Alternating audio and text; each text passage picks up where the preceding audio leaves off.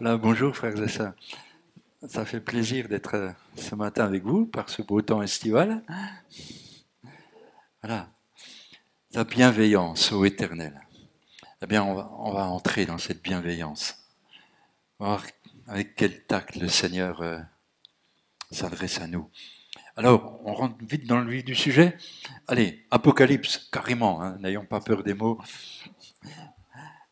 Apocalypse au chapitre 1er. Et on va commencer à partir du verset 4. Jean, aux 7 églises qui sont en Asie, que la grâce et la paix vous soient données de la part de celui qui était et qui vient, et de la part des 7 esprits qui sont devant le trône, de la part de Jésus-Christ, le témoin fidèle, le premier-né des morts et le prince des rois de la terre, à celui qui nous aime, qui nous a délivrés de nos péchés par son sang, et qui a fait de nous un royaume, des sacrificateurs pour Dieu son Père. À lui soit la gloire, la puissance au siècle des siècles. Amen. Voici, il vient avec les nuées, et tout œil le verra, même ceux qui l'ont percé. Et toutes les tribus de la terre se lamenteront à cause de lui. Oui, Amen. Je suis l'alpha et l'oméga, dit le Seigneur Dieu, celui qui est, qui était et qui vient, le Tout-Puissant. Moi, Jean, votre frère qui est part avec vous à la tribulation, au royaume et à la persévérance en Jésus, j'étais dans l'île appelée Patmos à cause de la parole de Dieu et du témoignage de Jésus. Je fus saisi par l'Esprit au jour du Seigneur, et j'entendis derrière moi une voix forte, comme le son d'une trompette qui disait « Ce que tu vois, écris-le dans un livre, envoie-le aux 7 églises, à Éphèse, à Smyrne, à Pergame, à Thyatire, à Sardes, à Philadelphie et à Laodicée. » Amen. Amen. Quel texte, quelle richesse dans ce texte, mais on fait toujours un survol. Mais en lisant ce texte, il y a une chose importante à se rappeler avant qu'on aille dans ces 7 églises de l'Apocalypse. Une chose importante à se rappeler, celui qui nous écrit ces 7 lettres, c'est celui qui nous aime. C'est celui qui nous aime et qui l'a prouvé en mourant sur la croix pour nous. Mais avant d'entrer dans ces 7 églises, on va faire, rassurez-vous, on va faire vite on va être assez rapide hein, parce que notre sœur nous a dit qu'à certains endroits, on mange à 2h30. Donc, pour 5 heures, c'est bon. Voilà. Mais avant de rentrer dans ces 7 églises, j'aimerais qu'on aille rejoindre un bien-aimé, puisque c'est celui qui nous aime, qui nous écrit, donc nous sommes ces bien-aimés. Mais on va aller rejoindre un bien-aimé qui est dans la difficulté, qui est dans la... Ça arrive aux bien-aimés d'être dans la difficulté, n'est-ce pas hein? Alors accompagnez-moi, si vous le voulez bien, dans la première de Samuel, 1 Samuel, au chapitre 30. Ce bien-aimé, c'est son nom, ce que son nom indique, David, le bien-aimé. Et au chapitre 30, il nous est dit, lorsque David arriva le 3e jour à Sligag, avec ses gens, les Amalécites avaient fait une invasion dans le pays et à Tsligag. Il avait détruit et brûlé Tsligag. Après avoir fait prisonniers les femmes et tous ceux qui s'y trouvaient, petits et grands, ils n'avaient tué personne, mais ils avaient tout amené et s'étaient remis en route. David et ses gens arrivèrent à la ville. Femmes, leurs fils, leurs filles étaient emmenés captifs. Alors David et le peuple qui étaient avec lui élevèrent la voix et pleurèrent jusqu'à ce qu'ils n'aient plus la force de pleurer. Les 2 femmes de David avaient été enlevées aussi et David fut dans une grande angoisse car le peuple parlait de le lapider parce que tous avaient de l'amertume dans l'âme, chacun à cause de ses fils et de ses filles.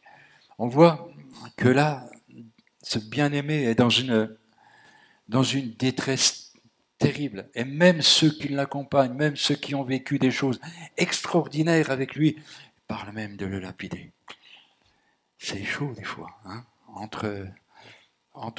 dans le peuple de Dieu. C'est chaud, mais quand l'amertume est là, quand la souffrance est là, on a des réactions qui sont très difficiles. Mais pourquoi David est dans la difficulté? Pourquoi ce bien-aimé est dans une grande angoisse? Et tous ceux qui sont avec lui, tous ceux qui l'accompagnent sont dans une grande angoisse. Regardez dans 1 Samuel au chapitre 27. Chapitre 27. David dit en lui-même, « Je périrai un jour par la main de Saül. » David, à un moment donné, dans sa vie, dans ce qu'il est en train de vivre, avec tous les ennemis qui l'entourent, à un moment donné, David perd patience. Il en a assez de fuir devant Saül. Et parfois, nous pouvons en avoir assez de fuir devant ce lion rugissant qui cherche à nous dévorer. Et toute autre chose, tout autre problème qui vient s'y greffer. Et David en a assez. Il arrivera un jour où j'y arriverai plus, quoi. J'y arriverai plus. Alors, ce qui est bizarre chez David, c'est qu'il ne consulte pas l'Éternel. Il réfléchit en lui-même. Il réfléchit en lui-même. Qu'est-ce que je vais faire? Quelle est la solution pour moi? Et là, David va avoir une phrase terrible, terrible. Dans sa réflexion, dans ce qu'il veut faire, dans ce qu'il envisage de faire, il nous est dit, il n'y a rien de mieux pour moi que de me réfugier au pays des Philistins. Il n'y a rien de mieux pour moi que de me réfugier chez l'ennemi. Oh, David, ton refuge, est-ce que c'est pas l'Éternel? Et là, David, tu vas te réfugier chez l'ennemi. Et au verset 3, il nous est dit, au verset 2, David se leva, lui et ses 600 hommes, et ils allèrent avec lui, et ils passèrent chez Achish, fils de Maok, roi de Gath. Quand on commence à raisonner en nous-mêmes, dans nos difficultés, la tentation est de trouver une solution et de fuir. C'est ce que David fait. Il va aller se réfugier 16 mois, chez Achish. Achish veut dire « je serai noirci par la peur ». On prend un gros risque. Achish, fils de Maok. Maok veut dire oppression. Oppression. Il est oppressé déjà. Et quand on a la tentation de dire maintenant stop, j'en ai assez, je vais me trouver une solution, et puis je regarde les sirènes de l'adversaire. Et en allant sur ce chemin-là, on devient davantage noirci et davantage sous l'oppression de l'ennemi. Et David va aller se réfugier chez cet ennemi, et David va commencer à faire des choses insensées. Si on lit un peu plus loin, au verset 10, Achish disait à David et à tous ces gens, « Où avez-vous fait aujourd'hui vos incursions ?» Et David répondait, « Vers le midi, vers le pays de Juda. » Il est en train de mentir, David. Il essaie de se faire bien voir par ce roi ennemi. Il essaie de gagner sa confiance. Et il ment au roi en disant « Oui, j'ai été attaqué des tribus le long de la mer, là-bas, des tribus. » Et il faisait croire au roi qu'il allait attaquer les soutiens d'Israël. C'était des tribus qui étaient amies avec Israël. Et David et le roi, à qui je croyais qu'il allait attaquer Juda, puis les amis de Juda. Mais non, David partait ailleurs. Mais David faisait croire que. Et ça réjouissait le cœur de ce roi Akish. Et lui, il était tout heureux, tout heureux. Et au verset 12, il nous est dit, Akish se fiait à David et il disait, il se rend odieux à Israël, son peuple, et il sera mon serviteur à jamais. Il sera mon serviteur à jamais. Vous savez, quand on va se réfugier dans le camp de l'adversaire, c'est jamais gratuit. Jamais gratuit. Quand on a la tentation de repartir dans le monde et se rapprocher de plus en plus de ce monde, ce n'est jamais gratuit. C'est pour ça que le Seigneur nous disait, faites attention, nul ne peut servir deux maîtres. Nul ne peut servir deux maîtres. Et David a fait des choses incroyables. Il s'est mis à massacrer hommes, femmes et enfants dans ces tribus-là pour ne pas qu'il y ait un rescapé qui vienne dire non, David te ment. Vous voyez où en était arrivé David? Et malheureusement, j'ai eu affaire à des frères et sœurs qui ont suivi ce chemin-là. Et quand j'ai partagé avec eux pour voir où en était ta vie maintenant, mon frère, mais ils étaient repartis dans des choses insensées, comme David. Vous voyez, jusqu'où peut nous amener là, une souffrance, une situation difficile qui dure. Elle peut nous amener comme David, comme ce bien-aimé, à partir et à faire des choses vraiment complètement en travers du plan de Dieu. Vous voyez, c'est parfois difficile quand la souffrance est là. Résultat, David est là où il ne devrait pas être, et maintenant il est dans une grande angoisse. On a attaqué le camp où il s'était réfugié, et tout le monde est dans la désolation. Tout le monde est dans la désolation, et David a tout perdu. David a tout perdu.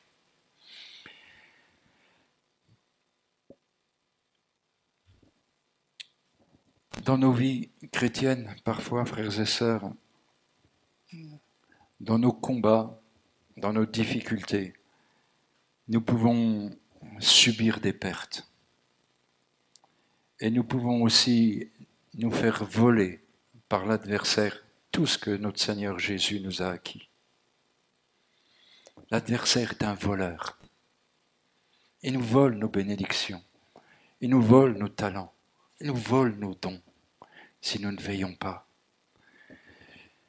Il veut se rendre maître, comme ce roi a voulu se rendre maître de David. Il n'a pas changé. Il y a toujours les mêmes ruses. Toujours. Il n'est pas créatif comme notre Seigneur. Il y a toujours les mêmes ruses. Et malheureusement, elles marchent encore. Mais revenons à celui qui nous aime, pour voir sa bienveillance, pour voir comment il vient nous parler pour nous amener plus loin, pour tenir notre esprit en éveil. Il vient nous parler, vous savez, dans toute l'histoire de l'Église, il y a eu des temps de réveil extraordinaires, au cours des siècles. Mais il y a eu aussi des durs moments de sommeil, malheureusement. Et ces lettres, elles viennent s'adresser à toutes les églises de tous les temps, et pour nous aujourd'hui, non seulement collectivement, mais aussi individuellement, à chacun d'entre nous. On voit que la première chose que Jésus fait dans ces 7 églises, il se présente d'une façon particulière pour chaque église. On n'a pas le temps de dire pourquoi ce matin, mais chaque fois qu'il se présente à une église, c'est spécifique pour cette église-là. Et quand Jésus vient nous parler, c'est pour toi personnellement, parce que tu es unique. Et il vient dans ta circonstance, il vient dans ta situation. Et il se présente comme tel, il se présente comme il doit être au moment où il doit être. comme il a fait pour ces 7 églises, qui sont toutes très différentes. Et là, on va voir vraiment toute la pédagogie de Dieu quand il vient s'adresser à nous, personnellement. Et il se présente en étant ce qu'il est pour cette église. Et après, deuxièmement, il vient et il va leur dire aux 7 églises, sauf à Sardes et à Laodicée, où il n'y aura aucun compliment. Mais il vient avec des compliments, le Seigneur, quand il vient nous parler. Il se présente et puis il vient. Et j'ai récapitulé ces 7 églises en un parce que, comme je viens de vous le dire, on est tous différents. Alors j'ai regroupé tous les compliments qu'il a fait. Parce qu'il commence comme ça pour les 5 églises qui restent, à part Sardes et Laodicée. Alors j'ai tout regroupé parce que il s'adressera à toi d'une manière, il s'adressera à toi d'une manière, il s'adressera à moi d'une manière, selon ce que je vis. Et quand je regroupais ça, il y a des fois ça, des pensées comme ça qui viennent, mais je regroupais ça, et puis le Seigneur, il peut te dire à toi ou à moi, je connais tes œuvres, je connais ton travail, je connais ta persévérance, je sais, et il sait tout, et c'est tout.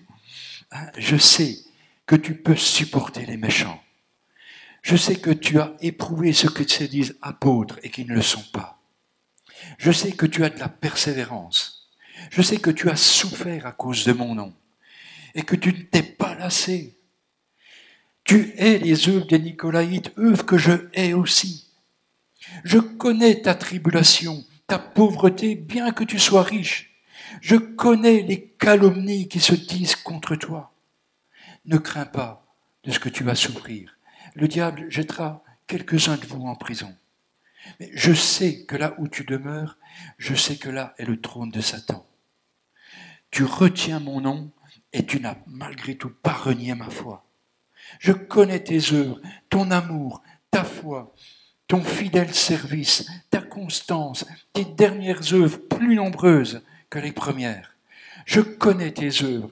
Quelques hommes parmi vous n'ont pas souillé leurs vêtements. Je connais tes œuvres parce que tu as gardé la parole de la persévérance en moi. Je te garderai aussi à l'heure de la tentation qui va venir sur le monde entier. Chacun prend pour lui.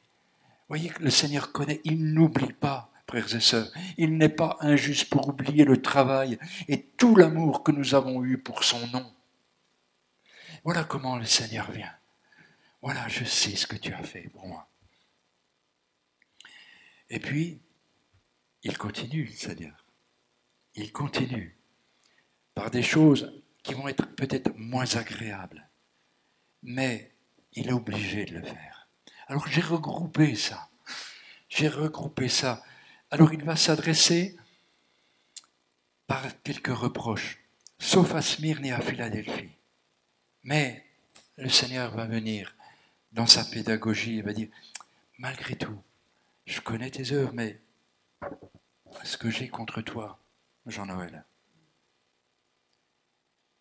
chérie, j'ai peut-être pas tous les défauts que je vais dire là, mais j'essaie de progresser. J'essaie de progresser. Ce que j'ai contre toi, c'est que tu as abandonné ton premier amour. J'ai quelque chose contre toi.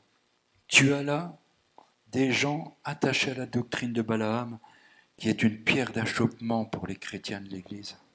Et tu as laissé faire. Toi aussi, tu as des gens attachés pareillement à la doctrine des Nicolaïtes.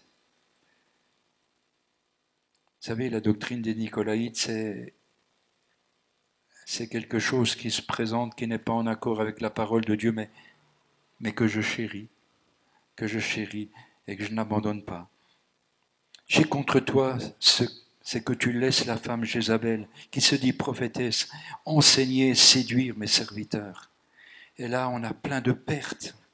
Je connais tes œuvres. Je sais que tu passes pour être vivant, mais tu es mort. Tu es mort. Telle voie peut paraître droite même à un chrétien, mais son issue, c'est la mort. Je n'ai pas trouvé tes œuvres parfaites devant mon Dieu. Je connais tes œuvres. Je sais que tu n'es ni froid ni bouillant. Puisses-tu être froid ou bouillant?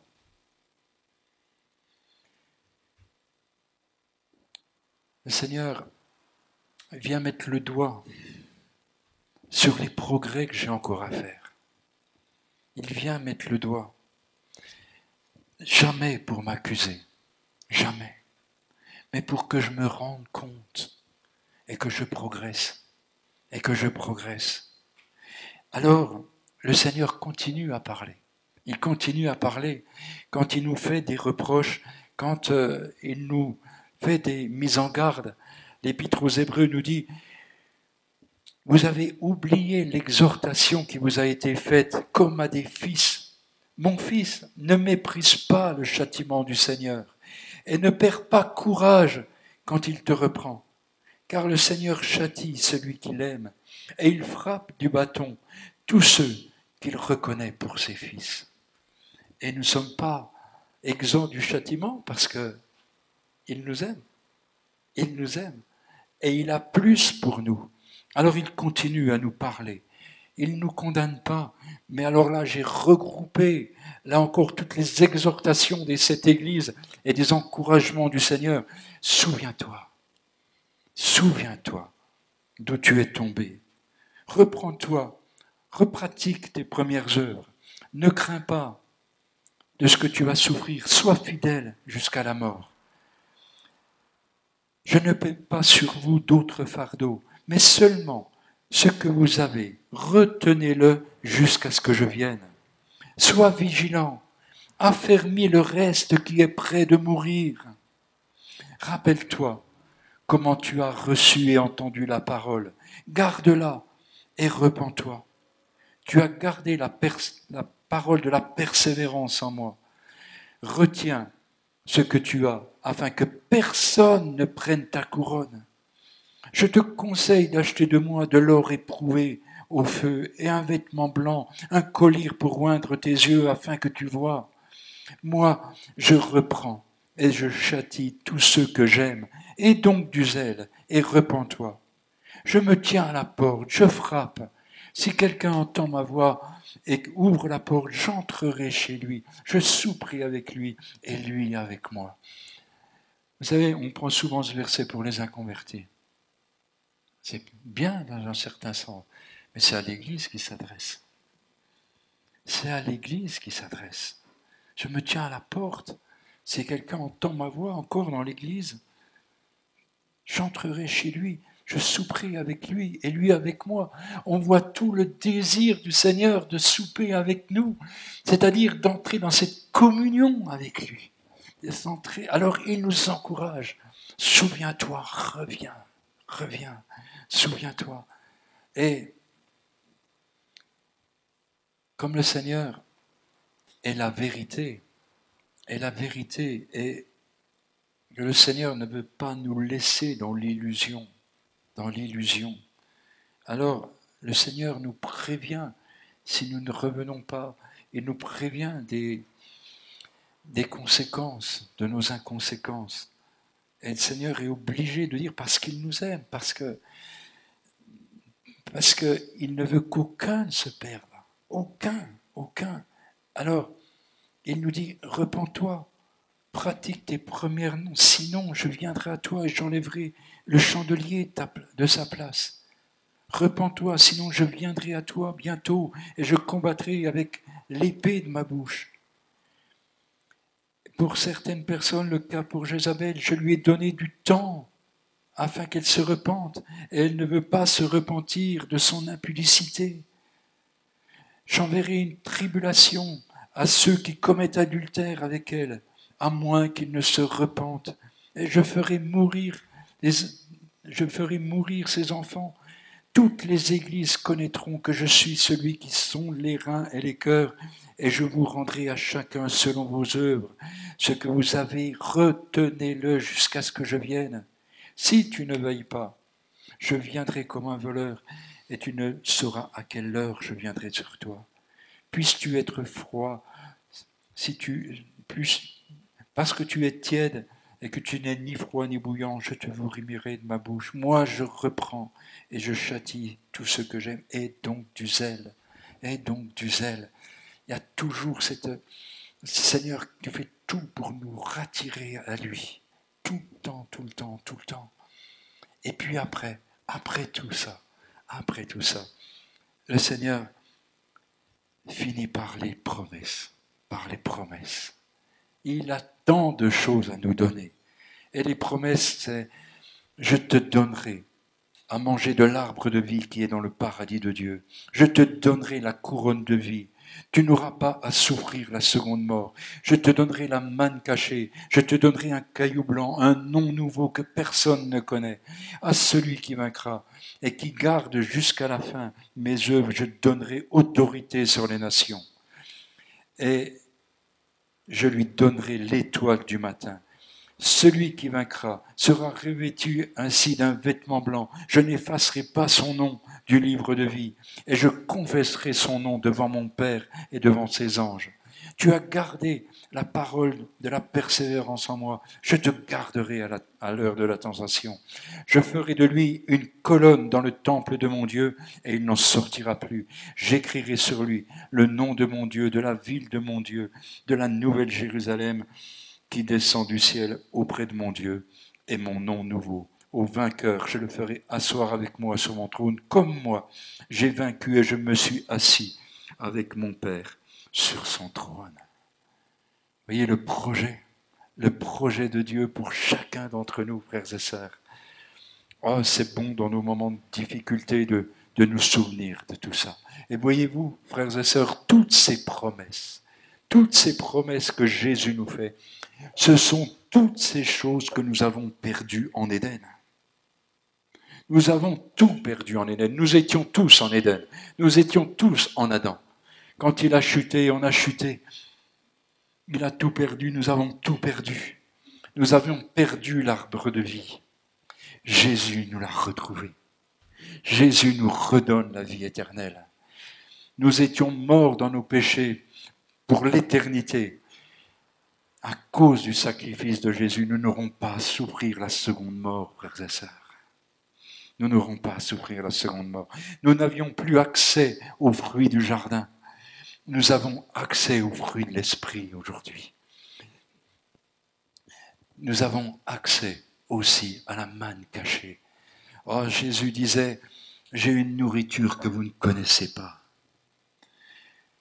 Et aujourd'hui, nous sommes au bénéfice de cette prière du Seigneur au Père. Père, je te loue de ce que tu as caché ces choses aux sages et aux intelligents, mais que tu l'as révélé aux enfants. Aux enfants, nous pouvons aujourd'hui voir cette manne cachée qui se révèle à nous. Il se révèle à nous. Nous pouvons entrer dans les trésors de la parole de Dieu. Nous pouvons nous nourrir des trésors de la parole de Dieu.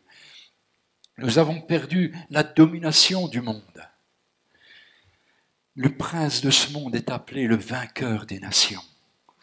Mais Jésus l'a dépouillé à la croix. Il est à nouveau le vainqueur des nations, le Seigneur. Ça va bientôt se révéler.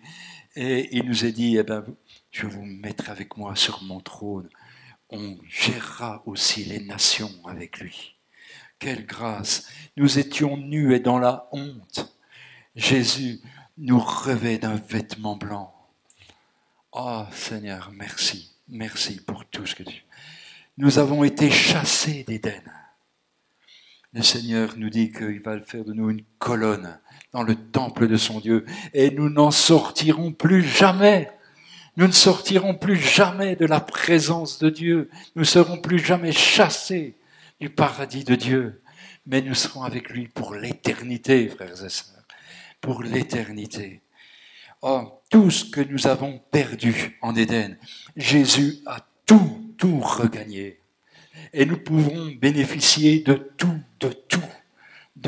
ce qu'il nous a acquis. Il faut que nous passions de nous avons tout perdu à nous avons tout pleinement en Jésus-Christ, frères et sœurs. Tout pleinement en Jésus-Christ. David, au chapitre 30, au chapitre 30 de 1 Samuel, il nous est dit, mais David reprit courage en s'appuyant sur l'Éternel. Ah, enfin. David reprit courage en s'appuyant sur l'Éternel, son Dieu. Et il dit au sacrificateur Abiathar, fils d'Achimélec, apporte-moi donc l'éphod. Abiathar apporta l'éphod à David, et David consulta l'Éternel. Oh, merci David, tu as consulté le sacrificateur. Aujourd'hui, on a la grâce de pouvoir être en contact avec notre souverain sacrificateur. Et je me réjouissais en lisant ça parce que Abiathar veut dire Père de l'abondance. Père de l'abondance. On peut consulter celui qui est le Père de l'abondance. Et Achimélec veut dire frère du roi. Il a fait de nous des frères, des sœurs du roi. Et par lui, nous pouvons consulter le Père de l'abondance.